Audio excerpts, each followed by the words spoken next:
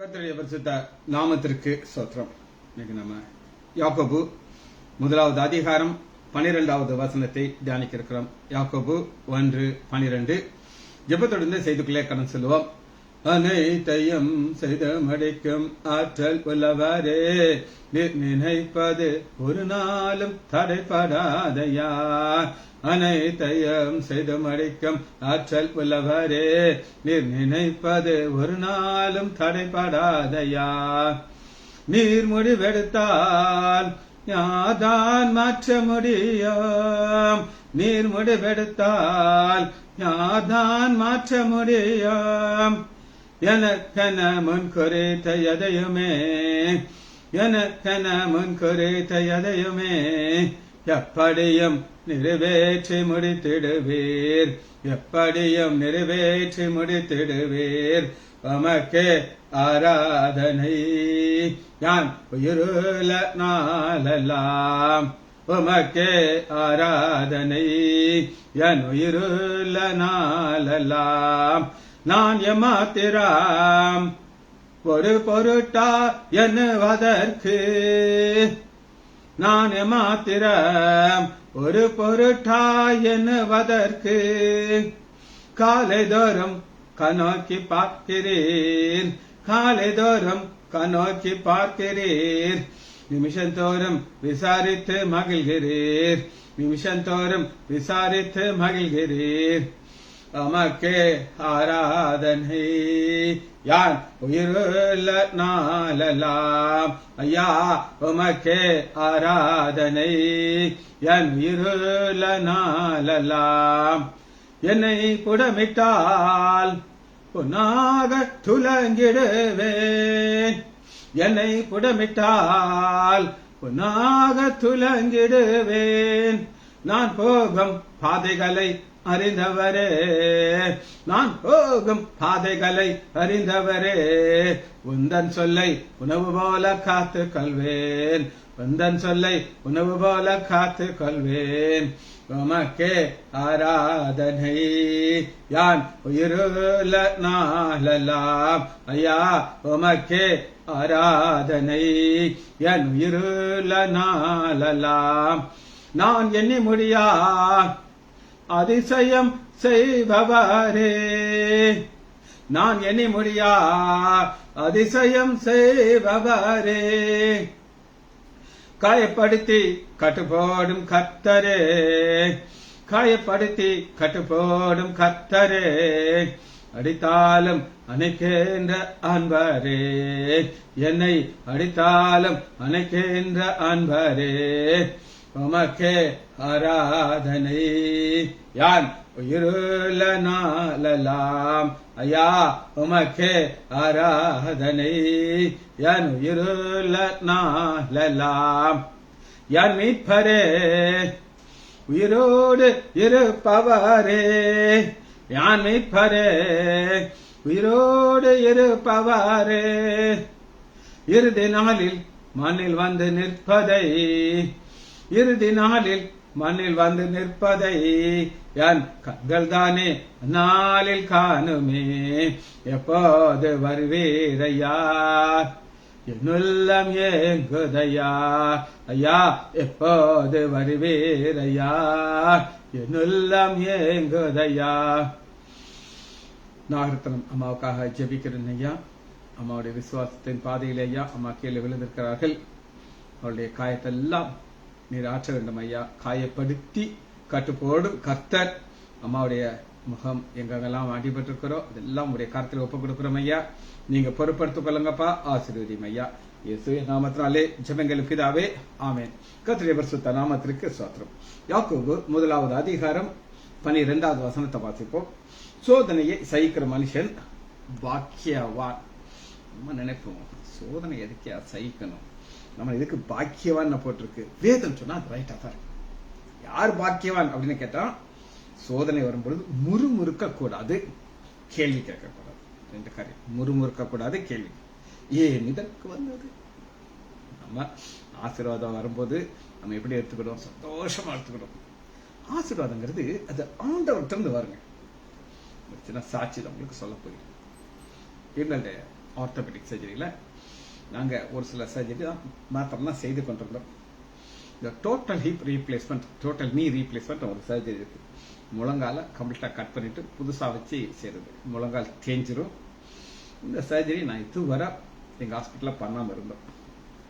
அது ஏன் பண்ணலைன்னா நான் நினைப்பேன் இதே போதும் அப்படின்னு நான் இருந்தேன். ஆனால் ஒரு சில பிரச்சனைகள் ஆஸ்பத்திரிக்குள்ள வந்து எங்கள் ஹாஸ்பிட்டலில் ஒருவர் யாருன்னு சொல்ல மாட்டேன், இந்த ஆர்த்தோபெடிக் சர்ஜரியில் லாபம் இல்லை அப்படின்னு சொல்றாரு. எங்கள் முகத்தில் பார்த்து நீ வேற தசமம் வாங்கிறதுலேருந்து என்ன மிஞ்சுதே அப்படின்னாரு. நான் வருத்தத்தோடு ஏசப்பா தவிர வேற எதுவும் சொல்ல மாட்டேன், நல்ல சண்டைக்கெல்லாம் போக மாட்டேன்.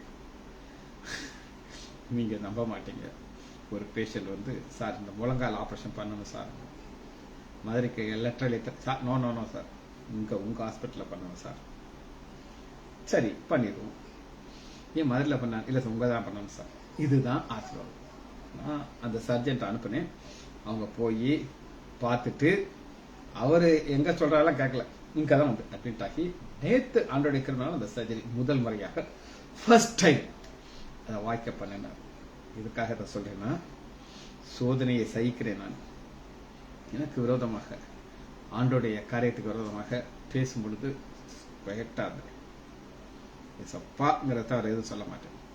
ஆண்டவர் பாருங்க உயர்த்துக்கிறார், உயர்த்தி இதுவரை நடக்காத சர்ஜரி அது ஆர்த்தோபெடிக் நடக்க வைக்கிறார். இதுதான் சோதனையை சகிக்கிற மனுஷனை குறித்து ஆண்டவர் கொடுக்கிற ஒரு வாக்கு தத்தம். பாருங்க என்ன நடக்குது அப்படின்னு கேட்டீங்கன்னா, அவன் உத்தமன் என்று விளங்கின பின்பு ஒரு பீரியட் வச்சிருக்கிறாரு. அவன் உத்தமன் என்று யோபு உத்தமன்ங்கிறத விளங்குறதுக்கு ஒரு டைம் கொடுத்தார். இந்த டைம் வர அவருடைய வாயிலிருந்து ஒரு முறுமுறுப்பு வரவே இல்லை. சரி, இன்னைக்கு ரெண்டு வகையான காரியத்தை நம்ம பார்க்கிறோம். ஏற்கனவே நான் சொல்லியிருக்கிறேன், சோதனை வெளியில இருந்து வரும், உள்ளே இருந்து வரும். வெளியில இருந்து வந்ததுக்கு உதாரணம் தாவீது உப்பரையில் இருக்கிறாரு, அது வெளியில இருந்து வந்த சோதனை. அதை அடிச்சிச்சு. யோபு உள்ள இருந்து வந்துச்சு. உள்ள இருந்து எப்படி வந்துச்சுன்னா, அவருக்கு ஒரு பலவீனத்தை ஆண்டவர் அனுமதிக்கிறார். சாத்தானுடைய கரத்துல ஒப்பு கொடுக்கிறார், ஜீவனை மட்டும் தொடாதுங்க. அது உள்ள இருந்து வருகிற சோதனை. அந்த சோதனையில அவர் ஜெயிக்கிறார். அந்த சோதனையில அவர் எப்படி ஜெயித்தாருங்கிறத கொஞ்சம் ஷார்ட்டா நம்ம பார்த்தா தான் அந்த ரெண்டு சோதனைக்குள்ள ஒரு வித்தியாசம் நம்மளால கண்டுபிடிக்க முடியும். எடுத்துக்கொள்வோமா, யோபு எடுத்துக்கொள்வோம். உத்தமன் என்று விளங்கின பின், அதான் யோபு முதலாவது அதிகாரம் 8வது வசனம் பாருங்க. கர்த்தர் சாத்தானை நோக்கி, என் தாசனாகிய யோபை மேல் கவனித்து, அவ் உத்தமனும், உத்தமன். அந்த உத்தமன்ங்கிற ஒரு காரியத்தை ஆண்டவர் சொல்லிட்டார். சாத்தான் விடுவானா? அவன் என்ன சொல்றான் பாருங்க. யோபு விருதாவாக தேவனுக்கு விருதான, யா நீங்க அவனை ஆசீர்வதிக்கிறீங்க அதனால அவன் ஜாலியா இருக்கிறான் அப்படின்னு சொல்லி அவன் குற்றப்படுத்துகிறான். நீர் அவனை சுற்றிலும் அவன் வீட்டுக்கு ஒரு வேலி, அவனை சுற்றிலும் ஒரு வேலி எல்லாத்தையும் வச்சிருக்கீங்க, அது எடுங்க அப்படின்னு சொல்றேன். இப்ப ஆண்டவர் என்ன செய்றாரு அப்படின்னு கேட்டீங்கன்னா, ஒரு கண்டிஷன் சொல்றாரு, ஜீவனை மட்டும் என்ன செய்யாத தொடாதங்கிறார். அப்ப பிரச்சனை வரும் பொழுது, இது வெளியில இருந்து வந்த சோதனை எப்படி தாக்குச்சு அப்படின்னு கேட்டீங்கன்னா, பிள்ளைகள்லாம் இறந்துறாங்க. 21வது வசனம், நிர்வாணியாக என் தாயின் வயிற்றிலிருந்து வந்தேன், நிர்வாணியாக நான் செல்லுவேன். கர்த்தர் கொடுத்தார், கர்த்தர் எடுத்தார், அப்படி நாமத்துக்கு சோத்திரம். இதெல்லாம் யோபு பாவம் செய்யவில்லை, தேவனுக்கு குறை சொல்ல. இது உள்ள இருந்து வருகிறது, உள்ள இருந்து வெளியே வரும், ஆண்டவன் மகிமைப்படுத்தும். இதுதான் உத்தமன் என்று விளங்கிய பின்பு அப்படின்னா என்ன அப்படின்னு கேட்டீங்கன்னா, வாசிப்போமா, ஆண்டவர் ஒரு டைம் வச்சிருக்கிறார். அந்த டயத்துல உத்தமன் என்று விளங்குறதுக்கு யோபு 42வது அதிகாரம் 10வது. யோபு தன் சிநேகிதனுக்காக வேண்டுதல் செய்வது கர்த்தர் சிரிப்பு. சிநேகிதனுக்காக வேண்டுதல் செய்வது. யார் உங்களை குற்றப்படுத்துறாங்களோ அவங்களுக்காக ஜெபம். பாத்தீங்களா, டபுள்ஸ் ஆசீர்வாதம் இருக்கிறார். இப்ப ஆசீர்வாதம் எப்படி வருதுன்னு நான் உங்களுக்கு காட்டுறேன், சரியா? அப்பொழுது அவனுடைய எல்லா சகோதரரும் முன் அவனுக்கு அறிமுகமான அனைவரும் அவர்கிட்ட வந்து, இதுவரை ஒரு பாயிரவர் இப்ப வரிசையா வந்து லைன் கட்டி நிற்கிறாங்க. வந்து அவனோட போஜனம் பண்ணி கர்த்தர் அவன் மேல் வர பண்ணின சகல தீங்கு அவனுக்காக ஆறுதல். எல்லாம் முடிஞ்ச பிறதான் வருவாங்க சொல்லி அவன் ஒவ்வொரு தங்க காசு பொன் ஆபரணம், தங்க கோல்டு. இந்த கோல்டுங்கிறது பரலோக மெட்டல். எனக்கு கோல்டு பிடிக்கும். அவர் செயின் போட்டிருப்பேன், அது கோல்டு செயின். அது என் மக அதில் கொடுத்த ஒரு டாலரை அதில் மாட்டி வச்சிருக்கேன். யாராவது ரொம்ப நெருங்கிய நண்பர்கள் வந்து என்னை ஏதாவது சொன்னா நான் சொல்லுவேன், இங்க வரியா இந்த டாலர் என் மக கொடுத்தா அப்படின்னு சொல்லுவேன். ஏன் அதை சொல்றேன் அப்படின்னு கேட்டீங்கன்னா என்னை இப்படி ஆச்சரிச்சிருக்கிறேன். அடுத்து பாருங்க, கர்த்தர் யோபின் முன்னிலைமையை பார்க்கல பின்னிலை ஆசீர்வதித்தார். பின்னிலைமையில எப்படி ஆசீர்வதிக்கிறார்கள் நம்ம பார்க்கணும். அப்ப ஒரு பீரியட் வச்சிருக்கிறார், சோதனையை சகிக்கிற நாட்கள் வச்சிருக்கிறார். இந்த பிறகு என்ன எப்படி நடக்குது பாத்தீங்கன்னா, எல்லாம் 13 7 குமாரரும் 3 குமாரத்திகளும் 3 பெண் பிள்ளைகள். எப்ப எல்லாம் முடிஞ்சதுக்கு அப்புறம் மூத்த மகளுக்கு எமிமால் என்றும், இரண்டாவது மகள் கெட்சிபால், மூன்றாம் மகள் இங்க நம்ம ஒரு ஞானசார போய் இந்த பேர் அவங்களுக்கு கொடுத்தோம், எட்சிபா. இதுல என்ன ஒரு ஸ்பெஷாலிட்டி அப்படின்னு கேட்டீங்கன்னா, 15 வசனம் பாருங்க, தேசத்தில் எங்கும், அதாவது அந்த தேசம் முழுவதும் 3 அழகான பெண் பிள்ளைகளான யோபுடைய பெண் பிள்ளைகள். யோசிச்சு பாருங்க, அழகுங்கிறது எக்ஸ்டர்னல் பியூட்டி, அதை நான் ஒத்துக்கிறேன்.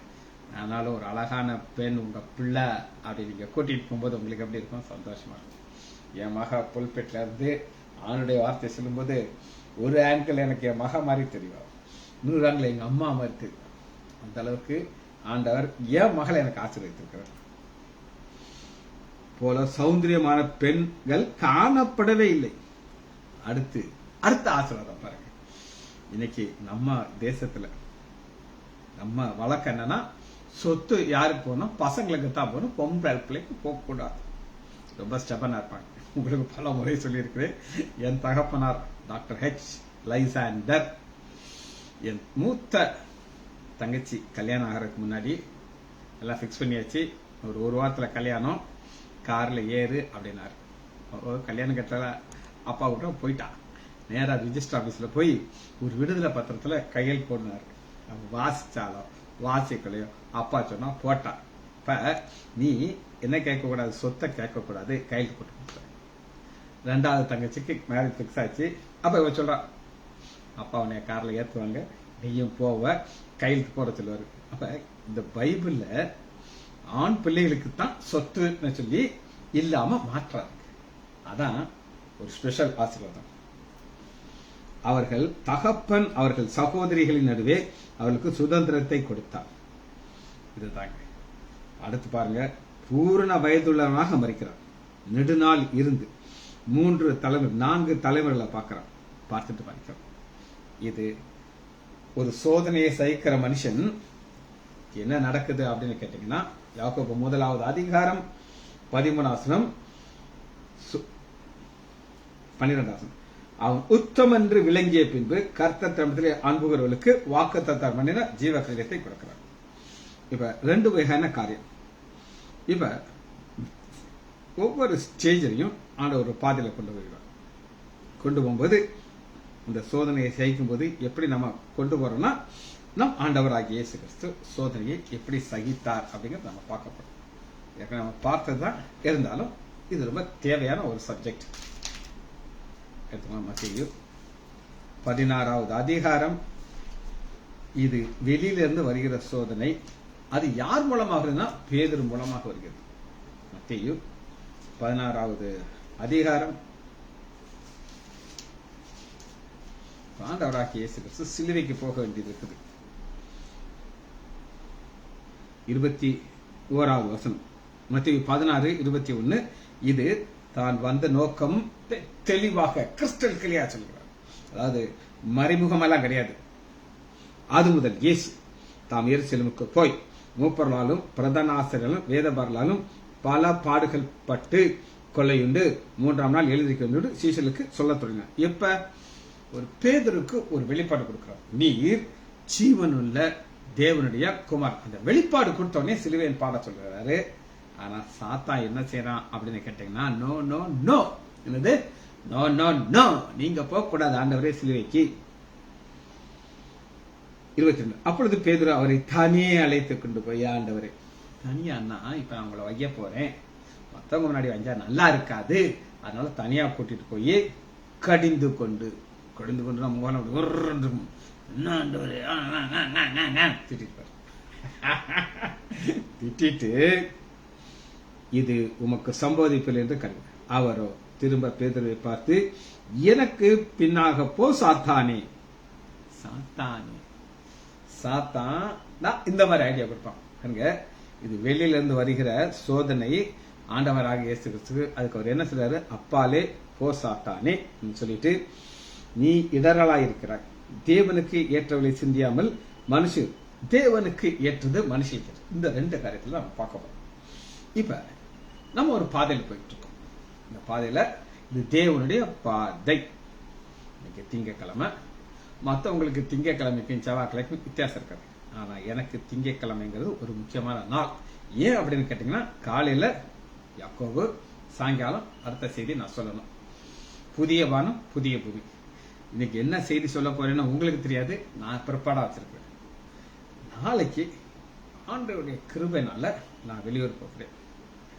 ஆனா காலையில கரெக்டா சர்ச்சில் போய் ஆண்டோடைய வார்த்தையை புதிய வானம் புதிய பூமியை 6:45 வரை சொல்லிட்டு வந்து நான் ஊருக்கு போறேன். சாயங்காலம் நான் செய்தி சொல்லியிருக்கேன். இது தேவனுக்கு ஏற்றது. ஆண்டவர்களுடைய அனுமதி இல்லாம, அவருடைய கிருபை இல்லாம எனக்கு ஒரு இடம் இருக்காது. அந்த இடத்துல போய் அவனுடைய வார்த்தையை சொல்றது எனக்கு ரொம்ப சந்தோஷம். நல்லா கேட்டுக்கோங்க. காலையில இருக்காது, ஆனா சாயங்காலம் செய்தியை சொல்லிடுது. எத்தனை மணிக்கு? 7 o'clock கரெக்டா நான் அவனுடைய வார்த்தை உங்களுக்கு சொல்லிடுறேன். 7 o'clock நான் ஆன் பண்ணிடுறேன். ஆனா அவனுடைய கிருபை இருக்கணும், சித்தம் இருக்கணும், போய் சேர்ந்தோன்னு நான். இது எதுக்காக நான் சொல்றேன்னா, இது தேவனுக்கு ஏற்றது. மனுஷனுக்கு ஏற்றது அப்படின்னா என்ன அப்படின்னு கேட்டீங்கன்னா, நான் வெளியூர் போறேனே, நான் போய் அனுபவிக்க போகிறேன், நான் ஜாலியா இருக்க போகிறேன், அது மனுஷனுக்கு ஏற்றது. இந்த 2ஐயும் நீங்க புரிந்து கொள்ள வேண்டும். சரி, அடுத்து பாருங்க. இந்த மனுஷனுக்கு ஏற்றதை சிந்தித்துக் கொண்டிருக்கிறதுனால யோவான் 18வது அதிகாரத்துல பேதுரு என்ன செய்துட்டார்னா, மாமிசத்துல கிரியை செய்ய ஆரம்பிச்சிட்டார். 18 யோவான். அப்ப மாமிசத்துக்கு ஏற்றவளை செய்யும் போது என்ன நடக்குங்கிறத நம்ம பார்க்க போறோம். பேதுரு, அதே பேதுரு தான், வேற பேதுரு கிடையாது. 18 சரி 10. அப்பொழுது சீமோன் பேதுரு தன்னிடத்தில் இருந்த பட்டயத்தை உருவி பிரதான ஆசாரியனுடைய வேலைக்காரனுடைய காதரை வெட்டினான். அவன் பெயர் மல்குஸ். ஏன் காதை வெட்டுறான் அப்படின்னு கேட்டீங்கன்னா, ஈஸி. ஓ, வெரி குட், ஈஸி. நன்றி, தேங்க்யூ. பிரைஸ் ஆரோக்கியராஜ் ஆண்டவர் உபயோகப்படுத்தினாரு. நம்ம எல்லாருக்கும் சந்தோஷம். இது தேவனுக்கு ஏற்ற ஒரு காரியத்தை பண்ணியிருக்கிறார். ECI church, right. இப்ப இங்க நம்ம பாக்குறோம், மாமிசத்துல அப்படின்னா என்ன அர்த்தம் அப்படின்னு கேட்டீங்கன்னா, அப்பொழுது இயேசு பேதுரை நோக்கி, உன் பட்டயத்தை உரையில போடு, பிதா எனக்கு கொடுத்த பாத்திரத்துல நான் பானம் பண்ணாது. பிதா எனக்கு கொடுத்த பாத்திரத்துல அது தேவனுடைய சித்தம். இன்னைக்கு தம்பி சொல்றாரு, ஆரோக்கியராஜ் வந்து ஞாயிற்றுக்கிழமை ஆண்டவர் அவரை உபயோகப்படுத்தினார். அந்த எப்ப படுத்துவார் அப்படின்னு கேட்டீங்கன்னா, நம்ம அதெல்லாம் உண்மையா இருக்கும். சரி, இப்ப அடுத்து ஒரு முக்கியமான ஒரு கான்செப்டுக்குள்ள நம்ம போக போயிடும். அது என்ன அப்படின்னு கேட்டீங்கன்னா, வாக்குத்தத்தம் பண்ணின ஜீவ கிரீடத்தை பெறுவோம். இன்னைக்கு ஜீவ கிரீடத்தை நம்ம பார்க்கணும். உங்களுக்கு நான் அடிப்படையில ஒண்ணு சொன்னேன், திரும்ப அதை நான் சொல்ல போறேன். இது யாருக்கு எழுதப்பட்டிருக்கு அப்படின்னா, ஒரு முதிர்ச்சி அடைய குரோத். யார் யாரெல்லாம் அந்த குரோத் வழியாக போகிறாங்களோ அவங்களுக்காக இது ஸ்பெஷலா எழுதப்பட்டது. குரோத் வந்து ரொம்ப முக்கியம். தம்பி எபனேசர் சபை ஆரோக்கியராஜ் அந்த குரோத்ல ஆலயத்துல போய் இந்த செய்தி சொல்ற அளவுக்கு அந்த வளர்ச்சி கொடுத்திருக்கிறார். அவர் நல்லா கேட்டுக்கோங்க. அவருடைய பேக்ரவுண்ட் கத்தோலிக்க சகோதரர்கள். கடினமான இருதயம் இருக்கும், லேசான இருதயம் கிடையாது. சரி, இத பேதுரு முதிர்ச்சி அடைஞ்சு எப்ப சொல்லுகிறார் அப்படின்னு கேட்டீங்கன்னா, 2 பேதுரு 3வது அதிகாரம் 13 இந்த முதிர்ச்சி அடைந்தவர்களுக்குத்தான் புதிய வானம் புதிய பூமிக்காக அவங்க காத்திருக்க முடியும். 1 பேதுரு 5வது அதிகாரம் 9. 1 பேதுரு 5:9. விசுவாசத்திலே உறுதியாயிருந்து. போராட்டம் சோதனை யாருக்கு வரும்? எல்லாருக்கும் வரும். ஆண்டோடைய பிள்ளைகளுக்கு வரும். மற்றவங்களுக்கெல்லாம் நம்ம எதை கட்டுக்கிறோம்? உறுதியாக வரும். உங்களுக்கு பிடிக்குதோ பிடிக்கலையோ. இன்னைக்கு பாருங்க, நாகப்பனமால் ஃபர்ஸ்ட் வந்துருவாங்க. தாத்தா பாரு, அவங்க கட்டில இருந்து கீழே தள்ளி விட்டு முகத்திலிருந்து ப்ளீடிங். ராஜேஷ் டேனியல் ஃபோன் பண்றாரு. நான் சொன்னேன் மெசேஜ் டைம் ஆரம்பிச்சிருச்சு, நான் மெசேஜில் தான் நான் இருக்கணும், ஹாஸ்பிட்டலில் எல்லாம் பார்த்துக்குவாங்க.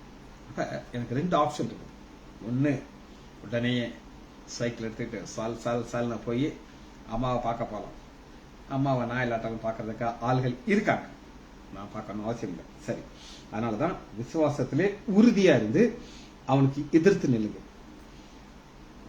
நம்ம தள்ளத்தான் முடியும், வேற எதுவும் செய்ய முடியாது. அதனால விசுவாசத்தில் உறுதியாக இருக்கணும். உலகத்தில் உள்ள உங்கள் சகோதரத்திலே அப்படிப்பட்ட பாடுகள் சகோதரர் சகோதரி, இந்த செய்தியை ஆவியை பிக்ஸ் பண்றதுக்கு முன்னாடியே ஒரு சோதனை வரணும் சொல்லி நமக்கு நல்லா தெரியும். ரைட், இப்ப நான் ஒரு கிரேக்க வார்த்தை சொல்ல போகிறேன், எழுதிக்கோ. டக்கிமோஸ், DOKIMOS, டக்கிமோஸ். டக்கிமோஸ் அப்படின்னா என்னன்னா, அது ஒரு மெட்டல். சரிங்க, அந்த மெட்டலுடைய தன்மை என்னன்னா, எவ்வளவு ஹீட் கொடுத்தாலும் அந்த ஹீட் முடிச்சோன்னா அது இன்னும் கொஞ்சம் ஸ்ட்ராங். அந்த டக்கிமோஸ்ங்கிற ஒரு உத்தம என்று விளங்கி என்பதற்கு ஒரு கிரேக் வார்த்தை புரிஞ்சுக்கணும். டக்கிமோஸ் எல்லாத்துக்கும் வளையும், ஆனா ஸ்ட்ராங்கா. சோதனை வரும்போது நம்ம வளையணும், நேர நின்று போனா அடி வாங்கிடும். அங்க நம்ம பணிகிற நேரத்தில் பணியணும், வளைஞ்சு போகிறதுல வளைஞ்சு போகணும். இந்த கிரேக்க வார்த்தையை நீங்க புரிஞ்சுக்கோங்க, டக்கிமோஸ். சரி, அடுத்து நம்ம பார்க்கிறோம் கிரீடம், ஜீவ கிரீடம். கிரீடத்துக்கு ஸ்டெஃபனோஸ், STEPHANOS, ஸ்டெஃபனோஸ். ஸ்டெஃபனோஸ் அப்படிங்கிறது ஒரு கிரீடம்.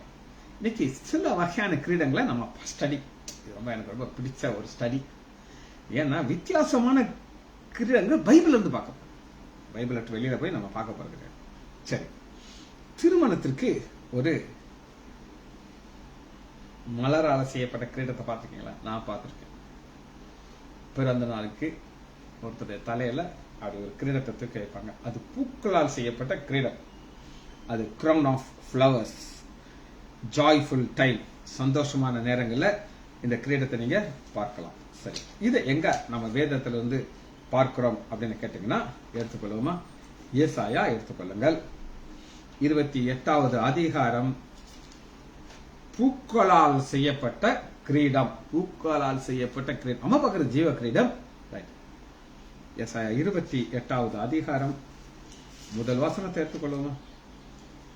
இதுதான் ஜாய், சந்தோஷமான நேரத்துல வைக்கிற கிரீடம்.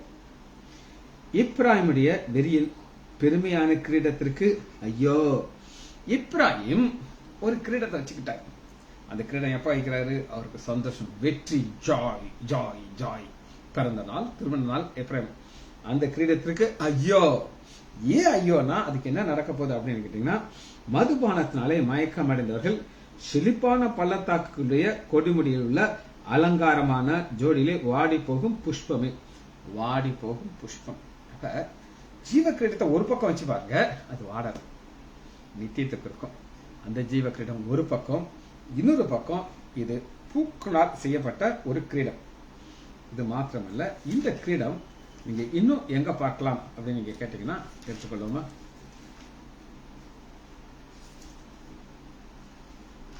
உன்னத பாட்டு 3வது அதிகாரம் 11வது வசனத்துல அடுத்த அதே கிரீடம், பூக்களால் செய்யப்பட்ட கிரீடம், திருமணத்தில், திருமணம், மேரேஜ். 3:11, சீயோன் குமார்த்திகளே, நீங்கள் புறப்பட்டு போய் ராஜாவாகிய சாலோமனுடைய கல்யாண நாளிலும் மன மகிழ்ச்சி நாளிலும் அவருடைய தாயார் அவருக்கு சூடின முடியோடு இருக்கிற அவரை சூட்டின முடிதான் சாலோமனுடைய தலையில ஒரு கிரீடம். இது ராஜ கிரீடம் கிடையாது. அதை கழட்டி வச்சிருவார். கல்யாண நாள் அவருக்கு ஒரு கிரீடம் இருக்கும், மனைவி மாறிட்டே இருப்பாங்க. இதெல்லாம் மாற மாற புது புது கிரீடம் செய்து யாருக்கு வச்சிருவாங்க? மனைவிக்கு வச்சிருக்காங்க. இது பூக்களால் செய்யப்பட்ட ஒரு கிரீடம். இந்த கிரீடத்தை ஃபர்ஸ்ட் இதை நம்ம எப்படி பார்க்கணும்னா, இது ஒரு பெருமையின் கிரீடமாக பார்க்கணும். யோசிச்சு பாருங்களேன். அப்படி உட்கார்ந்து இருக்கும்போது தாழ்மை இருக்குமா? ஆனா எப்ராயிம் வந்து அடிச்சு கீழே தள்ள போறீங்கிறார். இது முதல் கிரீடம். ரெண்டாவது ராயல், ராஜாக்கள் அணிகிற கிரீடத்தை ரெண்டாவது நம்ம பார்க்க போறோம். ராஜாக்கள் அணிகிற கிரீடத்தை வாசிப்போமா? ஃபர்ஸ்ட் ஒரு கிரீடத்தை பார்க்கிறோம். இது தாவீதுக்கு கிடைத்த ஒரு கிரீடம். தாவீதுக்கு கிடைத்த கிரீடம் இது ஒரு ஸ்பெஷல் கிரீடம். வாசிப்போமா? 2 சாமுவேல் எடுத்துக்கொள்வோம். 2 சாமுவேல் 12வது அதிகாரம் 30வது வசனம்.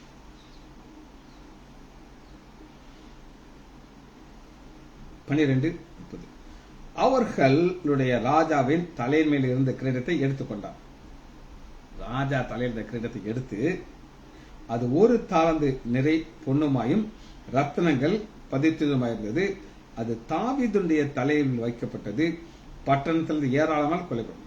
இப்ப என்ன நடக்குது அப்படின்னு கேட்டீங்கன்னா, இது 26வது வசனம். தாவீதின் ஆள் அனுப்பி, நான் ரப்பாவின் மேல் யுத்தம் பண்ணி தண்ணீர் ஓரமாக பட்டணத்தை பிடித்துக் கொண்டேன். இது முடிஞ்சிருச்சு. இது யார் சொல்றா? அவருடைய தளபதி சொல்றார். நான் பட்டணத்தை பிடிக்கிறதுனாலே என் பேர் வழங்காதபடிக்கு. என்ன ஒரு அருமையான வார்த்தை! துதிக்கான மகிமை எனக்கு வரக்கூடாது, உங்களுக்கு தான் வரும். இதை நம்ம ஆண்டவருக்கு கொடுக்கணும். பட்டணத்தை முற்றுகை போட்டு பிடிக்க வேண்டும் என்று சொன்னான். அந்தபடியே தாவீது ஜனங்கள் எல்லாரும் கூட்டிக் கொண்டு ரப்பாவுக்கு போய் அதன் மேல் யுத்தம் பண்ணி அதை பிடித்தான். அதை பிடித்ததுக்கு அப்புறம் அவருடைய ராஜாவின் தலைமையில் இருந்த கிரீடத்தை எடுத்து 1 தாலந்து நிறைய இருந்துச்சு. அதெல்லாம் என்ன செஞ்சிச்சு? ரத்னம் பதிக்கப்பட்டது. இத யார் தலையில வைக்கிறாருன்னா, தாவீதுடைய தலையில வைக்கிறார். இது ராஜ கிரீடம். இது ராஜ கிரீடத்தை நம்முடைய ஆண்டவராகிய இயேசு கிறிஸ்துவின் தலையில வைக்க போற கிரீடத்தை பார்க்கணும். இது ராயல் கிரவுன். வாசிப்போமா? சங்கீதம் 21வது அதிகாரம் மகிமையில வர ஆசீர்வாதம். 21வது அதிகாரம் 3வது 21:3. உத்தம ஆசீர்வாதங்களோடு நீர் அவருக்கு எதிர்கொண்டு வந்து அவர் சிரசு மேல் போர்க்கிரீடம் தரிப்பிக்கிறீர். இது 1000 வருட அரசாட்சி நடக்கிறது. அடுத்த வசனத்தை பாருங்க. அவர் உம்மிடத்திலே ஆயுசு கேட்டார், நீர் அவருக்கு என்றென்றைக்கும் உள்ள தீர்க்க ஆயுசை தரும். அந்த தீர்க்க ஆயுச ஆண்டவராகிய இயேசு கிறிஸ்து பெற்றவர் போகிறார். பிதாவாகிய தேவன் அவர் தலையில என்ன கிரீடத்தை வைக்கிறார்? ராஜ கிரீடத்தை வைக்கிறார். இது 2வது கிரீடம். இது victory of crown, mark of royalty. 2வது ஃபிளவர்ஸ் என்னன்னா ஒரு ஜாய் நேரத்தில் வைக்கிறது. 3வது நம்ம பார்க்க வரோம் விக்டரி, ஜெயம் கிடைச்ச உடனே ஒரு கிரீடத்தை பார்க்கிறோம். அந்த கிரீடத்தை பார்ப்போமா? 1 கொரிந்தியர் 9வது அதிகாரம் 25வது. 1 கொரிந்தியர் 9:25. பந்தயத்துக்கு போராடுகிற யாவரும் எல்லாவற்றையும் இச்சையாகும். அவர்கள் அழிவுள்ள கிரீடத்தை பெறும்படி. அழிவுள்ள கிரீடம். இது என்ன கிரீடம் அப்படின்னா விக்டரி, ஜெயம் கிடைச்ச உடனே உள்ளது. ஏன் இது அழிவுள்ள கிரீடம் அப்படின்னு சொல்லப்பட்டது? இது எதால செய்யப்படுதுன்னா ஒலிவ இலையினால் செய்யப்படுது. அன்னைக்கு ஒலிம்பிக் இருந்துச்சு. இன்னைக்கெல்லாம் கோல்டு மெடல் கொடுக்குறாங்க. அன்னைக்கு கோல்டு மெடல்லாம் கிடையாது. சீசர் அவர் தான் கிங், ராஜாதி ராஜா அப்படி நின்றுட்டு இருப்பார். யார் யாரெல்லாம் இதை ஜெயிக்கிறாங்களோ அவங்க அவருக்கு முன்னாடி இப்படி தலை குனிஞ்சு நிற்பாங்க. சீசர் அந்த ஒரு கிரீடத்தை, அது என்ன செய்ய கிரீடம்? ஒலிவ என்ன செய்யப்பட தலையில் வச்சு கிரீடம். இதுதான் அது கொஞ்ச நாளைக்கு நல்லா இருக்கும், அவர் அழிஞ்சு போயிடும். அதுதான் அழிவுள்ள கிரீடம். நாமும் அழிவில்லாத கிரீடம், ஜீவ கிரீடத்தை நாம பார்க்க போகிறோம். இது விக்டரி கிரவுன். 4வதாக பார்க்க போறோம் கிரவுன் ஆஃப் ஹானர், மகிமையின் கிரீடம். இது என்னங்க? மகிமையின் கிரீடம். வாசிப்போம். நீதிமொழிகள் எடுத்துக்கொள்வோம். மகிமையின் கிரீடம் என்றால் என்ன?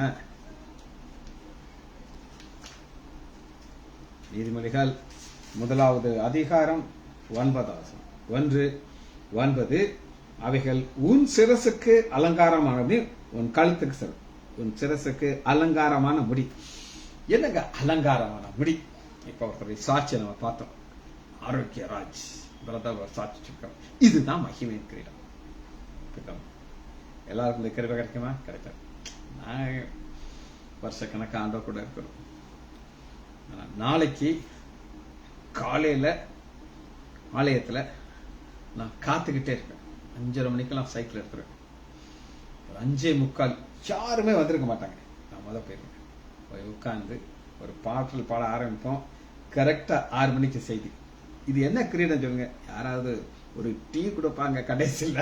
ஆனா என் தலையில இருக்கிறது இந்த மகிமையின் கிரீடம். தலையில உட்கார்ந்துட்டு இருக்கும். 4வது அதிகாரம் 9வது வசனத்தை வாசித்தோமா?